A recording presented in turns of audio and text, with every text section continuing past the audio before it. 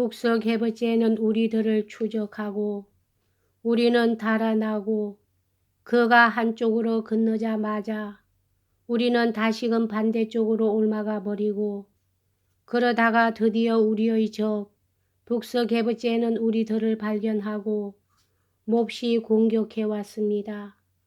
그래서 협상하게 되었지만 두 장군은 서로 화를 내어 마침내 북석해버째 쪽에서 결투를 걸어오기도 하고 베니그센이 간질 발작을 일으키는 난리가 벌어지지 않았겠습니까?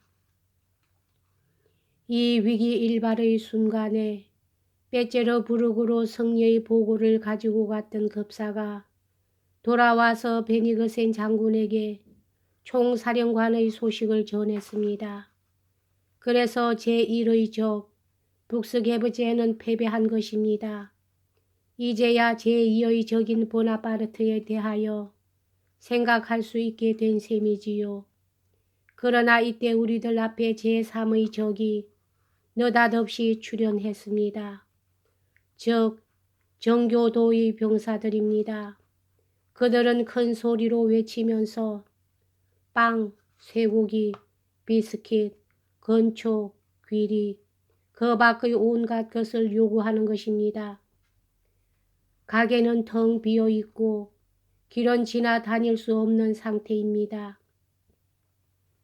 정교도의 병사들은 드디어 약탈을 시작했습니다. 그리고 그 약탈이야말로 요즘 전투에서는 도저히 상상도 할 수 없을 정도에까지 이르고 있습니다. 각 연대의 대다수는 자유결사 같은 것을 조직하여 지방을 돌아다니며 모든 것을 약탈합니다. 주민들은 송두리째 약탈당하고 병원은 환자로 차고 굶주림은 이르는 곳마다 맹위를 떨치고 있습니다.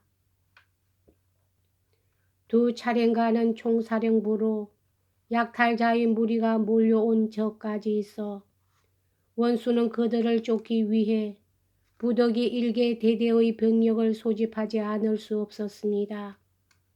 이 습격대 한 번은 나는 빈 트렁크와 자리옷을 뺏겼습니다. 폐하께서는 각 사단장들에게 포로를 사살할 권한을 부여하시려고 하고 계십니다만 이것은 군의 절반이 다른 절반을 사살하게 되는 결과가 되지 않을까 하고 나는 걱정하고 있습니다. 안드레의 공작은 처음에는 그저 눈만으로 읽고 있었으나 이어고 부지중의 편지의 내용이 차차 그의 마음을 사로잡기에 이르렀다. 그는 어느 정도까지 빌리빈의 말을 믿을 수 있을 것인지 잘 알고 있었지만 이 대목까지 읽고 나서 그는 편지를 뚫뚫 뭉쳐 내던졌다. 그러나 그것은 편지 내용이 그를 노엽게 해서가 아니다. 그저 아무런 인연도 없는 먼 지방의 생활이 자기를 흥분하게 한 것이 못마땅했기 때문이었다.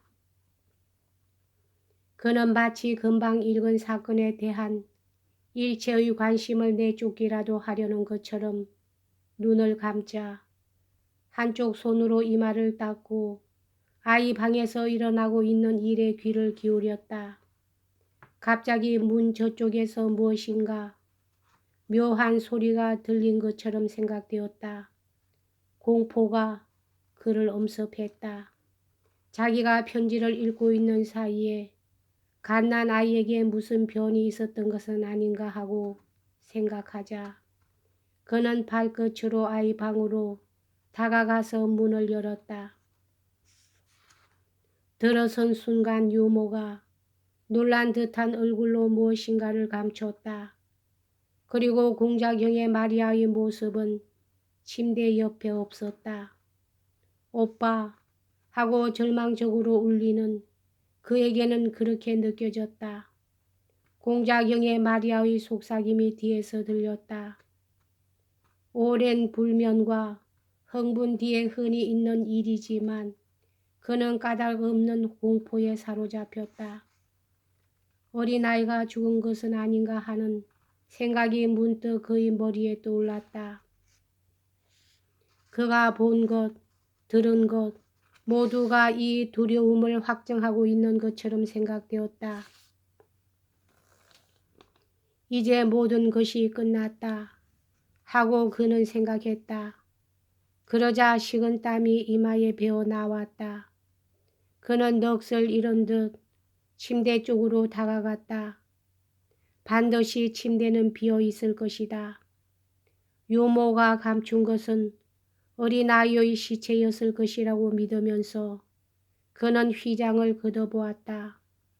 그러나 겁을 먹고 핏발이 선 눈은 쉽사리 아이를 발견할 수가 없었다.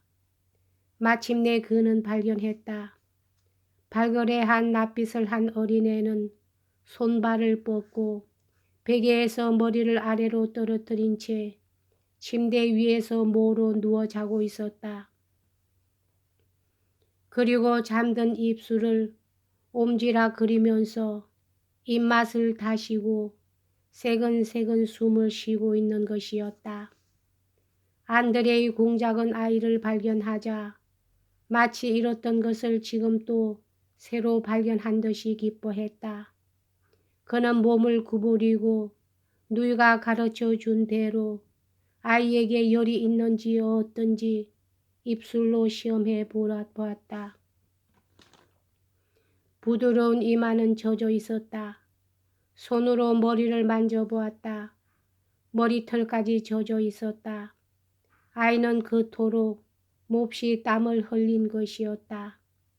아이는 죽지 않았을 뿐 아니라 이제는 분명히 위기를 넘겨 회복된 것이었다. 그는 이 조그마한 무력한 생물을 부둥켜 잡고 으스러지도록 자기의 가슴 속에 끌어안고 싶은 느낌이 들었다. 그러나 그렇게는 하지 못했다.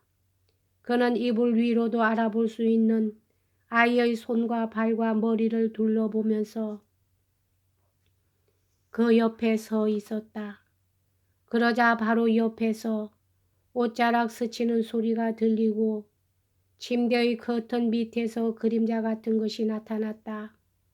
그는 그쪽은 돌아보지도 않고 아이의 얼굴을 가만히 들여다보면서 조용한 숨결에 귀를 모으고 있었다. 어두운 그림자는 공작용의 마리아였다. 그녀는 소리가 나지 않도록 침대로 다가가 커튼을 걷어올리고 들어가자 그것을 내렸다. 안드레이 공작은 돌아보지 않았지만 그녀임을 알아채고 누이 쪽으로 손을 내밀었다. 그녀도 그 손을 쥐었다. 땀이 났구나 하고 안드레이 공작은 말했다. 나도 그것을 말씀드리러 갔었어요.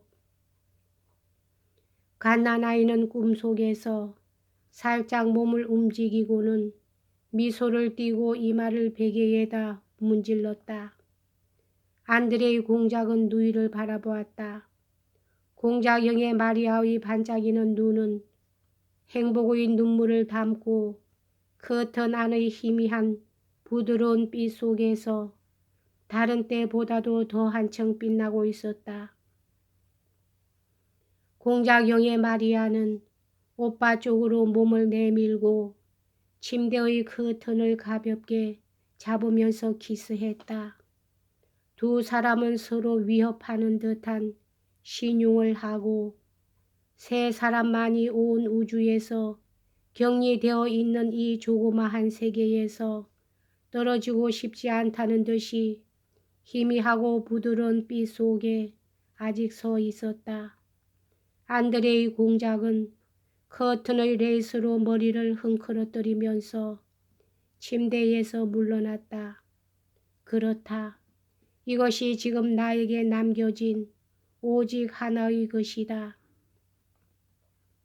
그는 한숨 섞인 소리로 이렇게 말했다.